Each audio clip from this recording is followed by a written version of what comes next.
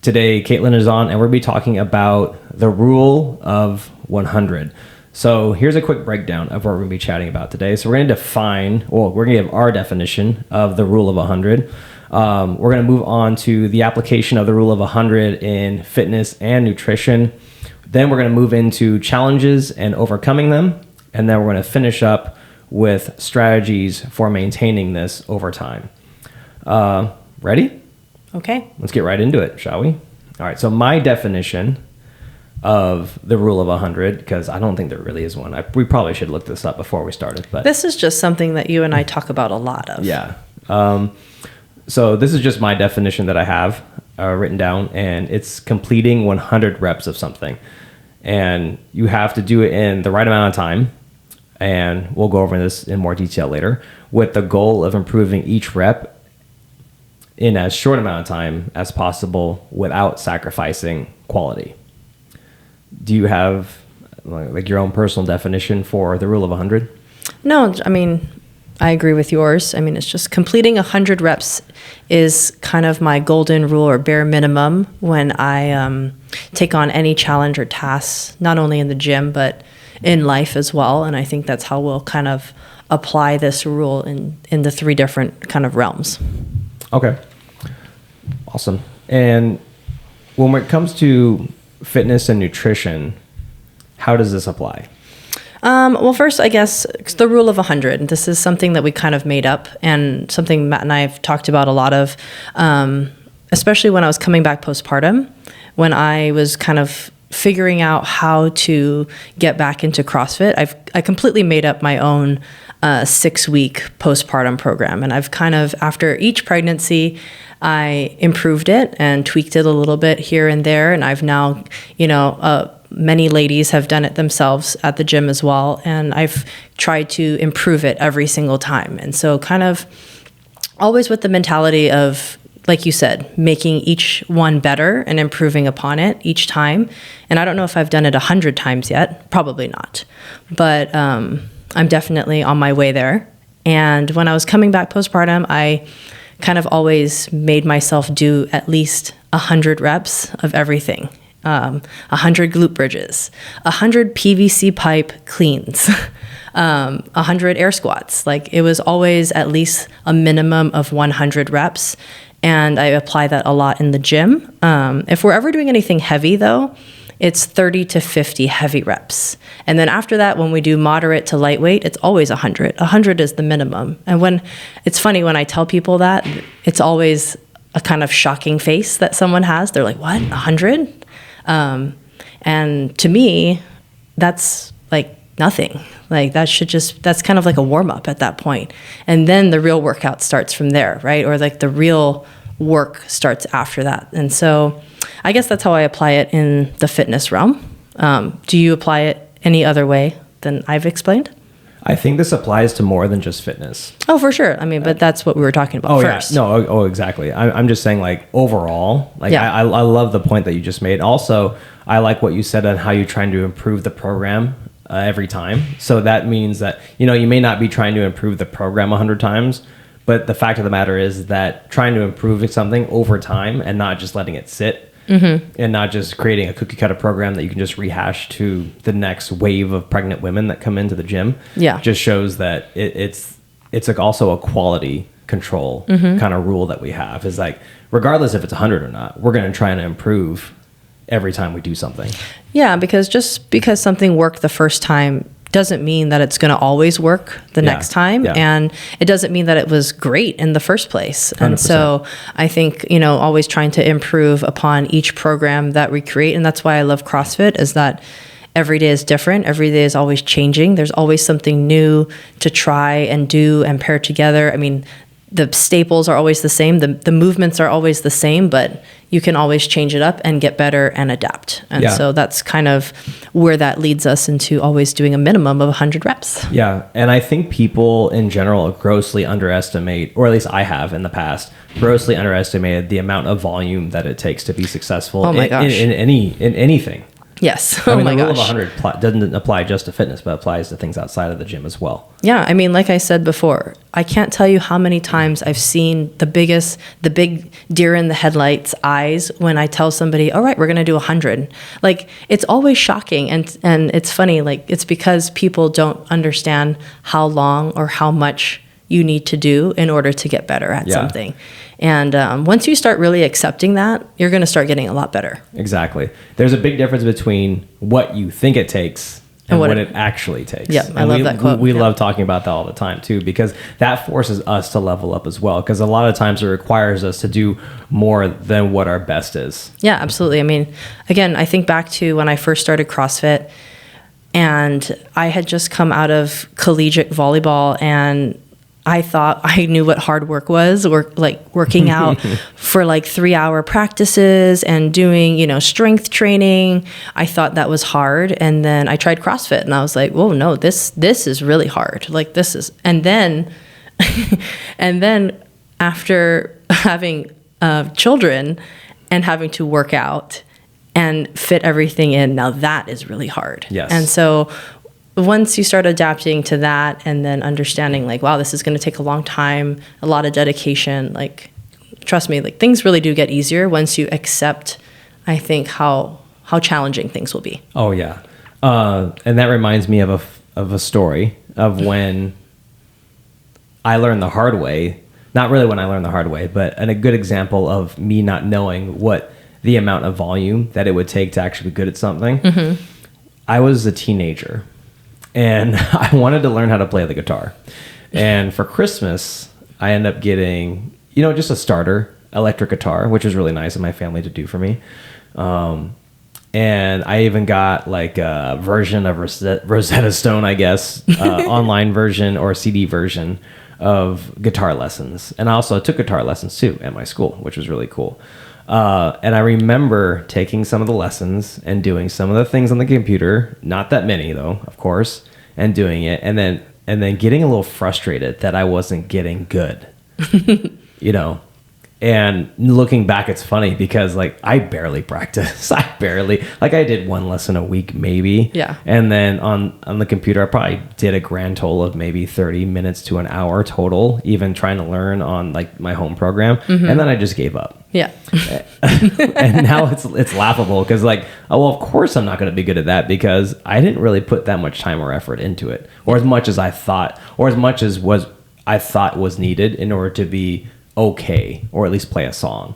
Mm-hmm. And so and then I think when I finally learned that volume and the amount of work that I do in each session and consistency matters was when I first started lifting weights during the summer when I came home, and I wanted to get bigger for baseball. I ended up putting on like 20 pounds.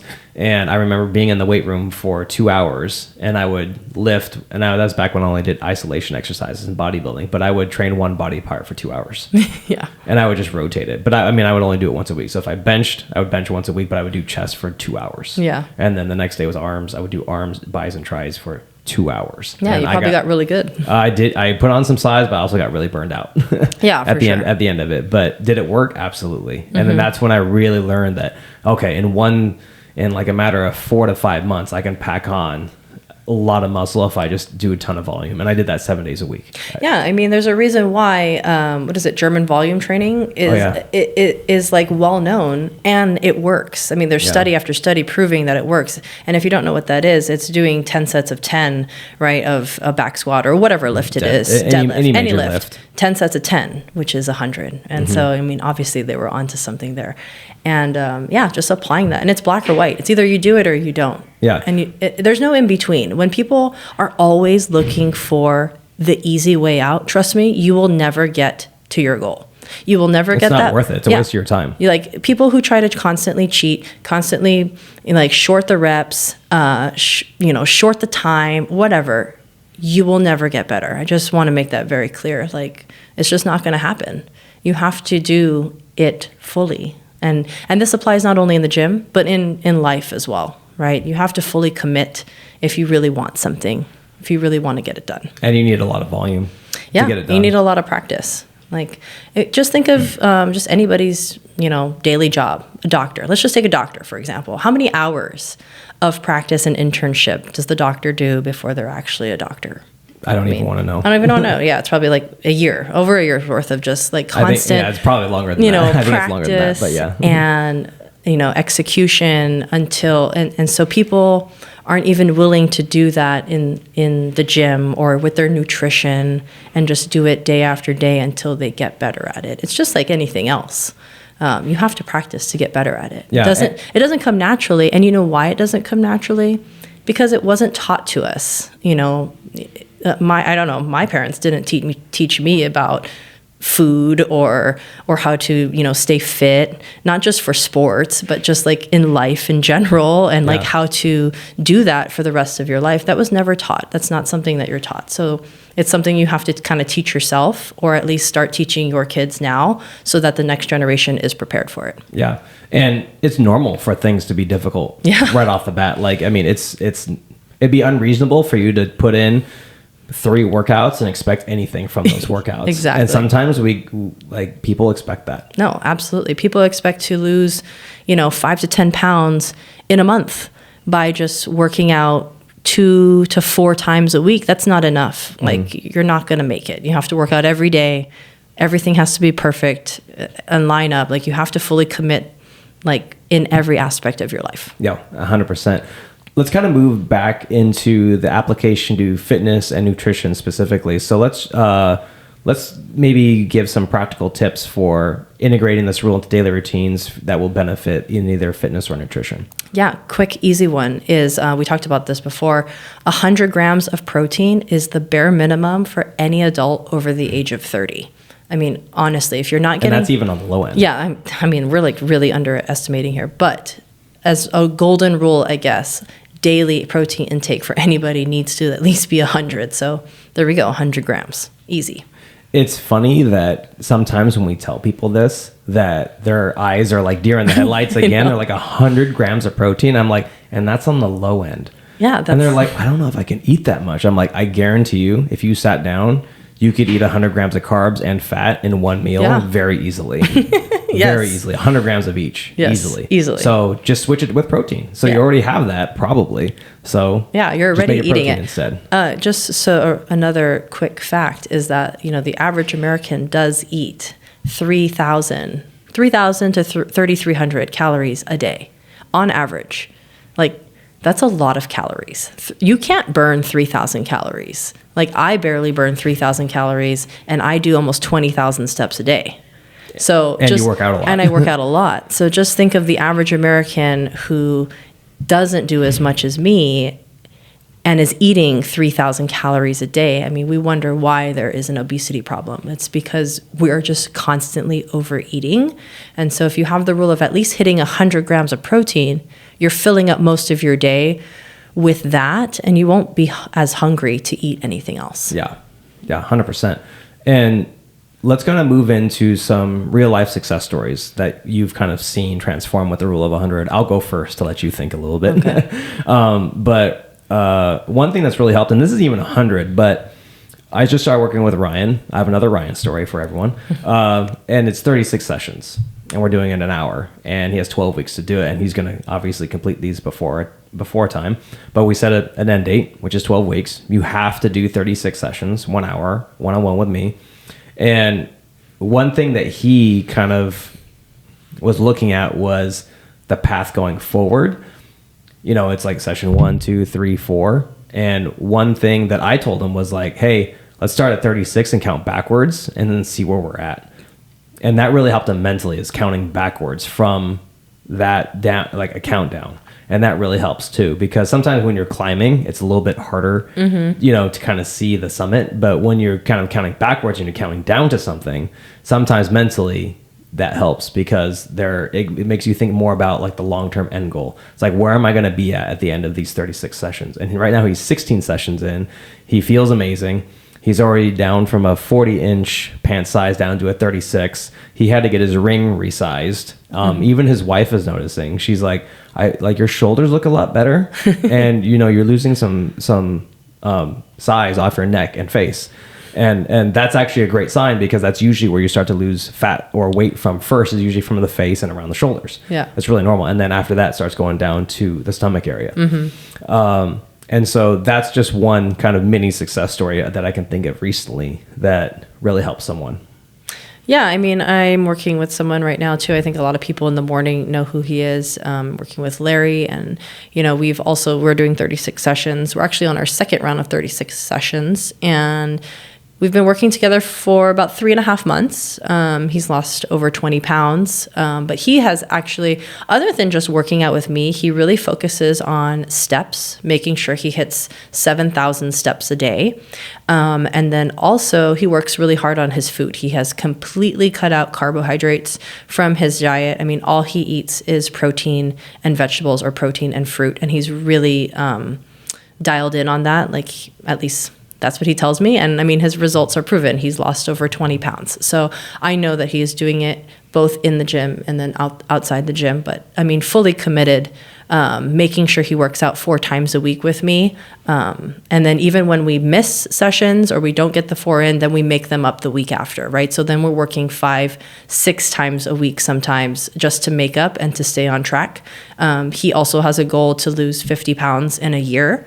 And so maybe I'll tell him about counting down backwards too, so that it makes the number a little bit more attainable. And so we have a goal by June or July, I think, is our end date, is where we're trying to get to. No, that's awesome. That's such a great story. And I like what you talked about, how he's happier, he feels better. Oh, and, yeah. And that, like, he's just... there's so many psychological benefits to doing this as well. Oh, absolutely. One thing he actually talks about most is his flexibility. Just moving more every week, every day, and seeing me, and then I have him do certain stretches consistently. And so, I mean, he's completely noticed. He's like, wow, like I can't believe I can move so easily now compared to when I started. And I mean, again, it's not always about what you see in the mirror that is the benefit, but it's like you said, like the psychological benefit, the functional benefit, just feeling better, having more energy, is big for people. Like just being able to, go through their day with more energy and have that, to go to work with and to deal with family life with, like, that's really helpful. Yeah, that's awesome. And let's kind of move in. That's perfect timing. Let's move into kind of the psychological and physical benefits of the rule of 100. And coming back to Ryan, is that I remember when we hit our 10th session, that's when he really kind of started to hit his stride and really started to be like, hey, dude, like, I really feel good. Like, I look forward to this. My mental health is better. I have more energy. Like, I feel good. And like and that's when he told me also about like his pant sizes being reduced already. And I told him, I'm like, hey, what if you 10x this? And he's like, what does that mean? Like, we're 10 sessions in. What if you did 100? Where would you, like, with the results you've seen now in 10, we do 90 more. Where do you think you'll be? Mm-hmm. And then he's like, that's a really good point. And so that kind of gave him that extra motivation. I'm like, dude, if I did 10 and I get in this, what if I add 90 to that? What's going to happen? Yeah, for sure. And so that's like one of the reasons why we have the 100 Watt Club at the gym, is just to get people to realize like how much they're working out, how much time they're really investing in their health and in their goals. And so we kind of established that 100 Watt Club. And so if you don't know what that is, it's just basically we give our members a shirt and we kind of celebrate that milestone of working out 100 times in our gym and completing the workout. And then the next milestone after that is 350 workouts. We used to kind of constrain this to a time frame. It used to be 6 months. And that was really tough to work out 100 times in 6 months. And people realized that very quickly, that, oh, wow, you have to be very consistent, number one. And for the most part, for people's lives, things come up, right? Yeah. Travel, people get sick, right? Family comes in town. And then all of a sudden, what seems so easy of working out 3 to 4 times a week, all of a sudden you have to put in 5-6 days a week, sometimes every day, in order to make the club. And so it was a very elite thing to do. And so we recently changed it to just where you work out 100 times, no matter the time frame. We want to celebrate you. We want to celebrate that you were in the gym. So now it's whenever a member works out 100 times, we celebrate them with a shirt and kind of like a fist bump, right? Make it a big deal and whatnot. We have not had anybody hit a 350 yet, so that'll be the next milestone, but I'm sure it's going to happen very soon. But I think people get really excited about this, and it helps them stay on track and keep them accountable and hold themselves to that high standard too of working out 100 times. How many days are there in a year? 365. 365. And for some people, they haven't even hit 100 yet, and we're in November. And so like that's not even a 30-year year. Exactly. And so, it kind of puts into perspective of, man, like how much do I expect, first of all, for results wise, by only putting in barely 100 workouts on the year? Like you can't really expect too much in the gym. And so if you're not going to work out that much, then you have to put in more work in the kitchen. And, for your sleep and for your stress, right? So you have to put more work in there if you're not going to put in the days and hours in the gym. Oh, yeah. Again, going back to people, including myself, grossly underestimate the amount of volume that it takes to be successful or to reach your goals. And some practical tips on maybe how you can approach this is kind of like what we did with the 100 Watt Club. It's like, give yourself 6 months, start at 100, count down, just notch it off down the list, however you want to do it, but get to 100 workouts in 6 months. And I guarantee you will look completely different. Yeah. I mean, basic goals like that. And again, that's why we call it the standard or the golden rule of 100.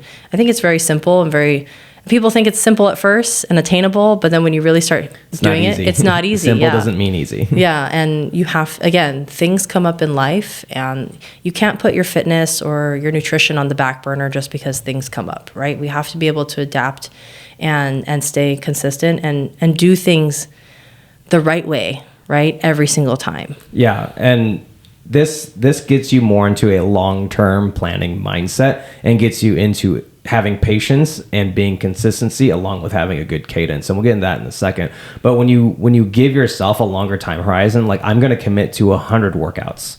I'm going to do this in 6 months. And then you're automatically making yourself more patient because you're like, I'm going to get to 100 first and I'm going to see where I'm at. Mm-hmm. It gives you I have to get to 100 first and then let's see what happens from there. Yeah, you have to earn it. Yeah, this is also something that I give myself. I'll tell myself that I'm allowed to quit at doing something that is new, mm-hmm. but I have to do it 100 times. And then once I hit 100 and I try to improve something every time along that each 100 or each rep along to 100, I'm allowed to quit. Mm-hmm. But it'd be unreasonable to think that if I do 100 of whatever it is I'm trying to do and make each one better, by the time I get to 100, I'm probably going to be at least mediocre at that thing. Yeah. Chances of me being mediocre is probably pretty low, especially if I'm trying to improve every time. Mm-hmm. For sure. So when you apply that to fitness, it's like if you take that same approach to fitness or nutrition, you're going to see results. Yeah. Especially if you do both at the same time. Right. But then we also talk about, and I think you'll talk more about this, is like the cadence. All right. So now you've done 100 workouts or you've done it 100 times, but what if it's spaced out? That's why we have a time constraint. So, yeah. And I love that you brought this up because this is one of my favorite things because I really do believe the words that we use matter. And I think consistency is something that's a buzzword that's always thrown around in fitness, on social media, and just like life coaching, business coaching in general. So you got to be consistent. Well, it's like, what does that actually mean? Yeah. And you can be consistent in doing things the wrong way. So for example, let's say I come into the gym. I do all the right exercises. I do them all the right way, with the right weights, with the right rest time. But guess what? I go to the gym 5 times a week, but I'm there for 5 minutes. Will I reach my goals? No. Yeah. So cadence is doing the right thing, the right way, at the right time, for the right amount of time. Mm-hmm. And I think the right amount of time is the key part in doing cadence. Oh, for sure. Because someone could work out 1 day a week, right? And do everything right, the right weights, all that stuff. But it's only 1 day a week. It's not enough. Or you do the right exercise the wrong way. Yep. And so everything matters, right? Everything has to line up. You have to have a purpose. You have to have that mentality that you're going to do it, 100% and 100% across the board. Yeah. All areas. Yeah. And set a time constraint as well. Yes. A end date. Yeah. To reassess. So if you're talking about working out, here's a little challenge for you. Accumulate 100 workouts in 6 months. In 6 months, I think it's pretty tough to do. It comes out to 16 workouts a month, 15 to 16 workouts a month, right? Depending. And I guess that comes out to 4 times a week. About 4 times a week on average. For many people, 4 times a week is tough. You think it's easy, but it's not, especially when you fall behind. So if you can do that, then fitness is a part of your lifestyle. Like, I can honestly say that. Yeah. And if you were to have someone do 100 meals, 100 healthy meals with like lean protein, vegetables, what would the time frame would you give someone for that? I want to say 100 days, but every day should be perfect. When you're starting to talk about... I would say 30. I'd be like, because I would challenge meals, someone to do 100 healthy meals in 30 days. Or is that too much? So I just make it 60. Well, I don't know. That would be 3 meals a day. I mean, that's 90. So I guess you'd have to say more like 50 days. 50 days? Yeah. Okay, we'll make it 50. 100 I challenge you meals. to 100 healthy meals in 50 days. Yeah, totally doable in my opinion. But, again, it's a matter of people sticking with it. That's something we see across the board, is that people are unwilling to stick with something for a long time. And it's like, it's hard for people to believe how long something's going to take. And when we tell them in all honesty, like, yeah, that's probably going to take like 6 months, or yeah, that's probably going to take a year, they're like honestly shocked. And I'm just like, well, I mean, if you put in more work, right? If you add more volume, it will be faster. But if you're only going to do it, less than 3 or 4 days a week, probably not going to happen. Yeah. Patience is definitely something that is one of the most underlooked qualities in successful people. Yep. And it's boring. In any realm. Yeah. And part of it is because it is boring. Like there's nothing, like you have to do a lot of unsexy work to get to where you want to go. Mm-hmm. But the thing is that it gets easier. Yep. I think that's something that people don't think about, because of course it's going to be hard when you first get started because it's new. Any new skill. I mean, I think fitness is a skill because it takes time to build. And once you have that skill, same thing with nutrition. Like once you have your meals kind of dialed in, it's like it's a skill that you have attained. And once you have that skill developed, it's a lot easier to maintain that. So I think people lack patience of dealing with a lot of upfront crap that they have to deal with, of like the learning curve and everything. Yeah. But once you get over that hump, it's a lot easier. Yeah, I mean, let's talk about nutrition for a second, of just like the learning curve of learning how to cook and how to cook healthy meals. I mean, we had a long period of time where our food was not very good, and we were trying to, cook things that we didn't know how to cook, like certain proteins, or trying to cook certain vegetables, and like, how do we even eat this? What seasonings do we use? So for a long time, we didn't have very good food, but over time we learned, and now I think we have great meals. But people aren't willing to kind of like, they see it as, oh, well, I'm just going to waste money. Or no, it's an investment. It's an investment into learning how to make this a lifestyle, and so that one day it is easy and it's mindless and it just comes naturally. But you have to be willing and to sacrifice a few maybe months of uncomfortableness. Yeah, and that's worth it for what you're going to get in the long run. 100%. Any other thoughts before we start wrapping things up? No, I mean, just in general, just remember that I think 100 is the bare minimum. And whenever you do anything outside of here, just remember Matt and I talking about how you should do 100 reps or 100 of this. Yeah. That should be the first thing you think of. Do 100. Yep. And I'll just close with a real quick story that I think might help inspire some of you. And I hope this really helps. But when I first started this podcast, I really didn't want to do it. I'm not going to lie. I did not want to do it because I'm like, I'm not that guy. I don't want to talk. And then I was like, when we did finally start it, when I was finally convinced to start it, I saw it as an opportunity to help other people and to coach more without having to actually be on the floor, and to be able to coach other people for free who, aren't even part of the gym. And when I started the podcast, I was like, I'm going to commit to doing 100 episodes. And every episode, I'm going to try and do something a little bit better. And guess what? It really was really hard. It was really hard at first. I would even argue the first 25 were very difficult, because I was still trying to find my voice. I was trying to figure out I knew nothing about podcasting. I knew nothing about the gear. I knew nothing about the software. I knew nothing about like what good podcasts even do, because before this I didn't even listen to podcasts, and then so every time I just tried to make the next episode better than the last, and then here we are today. Yeah, and I really think you have improved every episode, and we hear it a lot from at least our members who listen. They're like, yeah, it has gotten a lot better, like, and they give us feedback, and I think you have definitely improved with every episode. Yeah, and I think this is episode 51 or 52, so we're not we're only halfway. And so when I now I think it's really important too, and I forgot to mention this earlier, but when you look back, even when you're halfway, you're like, wow, I've come a long way. Like, we started with 2 lapel mics, and I record on my iPhone. Yes. Sitting oh my in gosh, the I remember lobby that. of the gym. Like, now we have professional mics. We have cameras set up. We have a mixer. We have a MacBook Pro. We have a studio. We have a studio. We have all this stuff, and it's really cool that looking back, and we're only halfway. Like, what are the next 50 going to be like? That's my favorite part in a workout, when the coach goes, "You're halfway." Everybody's like, "Oh no, it's only going to get better." My favorite thing to say is almost halfway. That's funny. All right. Any final thoughts? No, I think we've totally wrapped it up. This is great. Very cool. This was fun. Thank you so much for listening. If this was helpful, please leave us a 5-star review so we know to make more content just like this. Don't forget to follow us on social media at Red Wolf CrossFit, and please DM your questions or content suggestions there. We want to hear from you. Until next time, good luck. Have fun. Nailed it.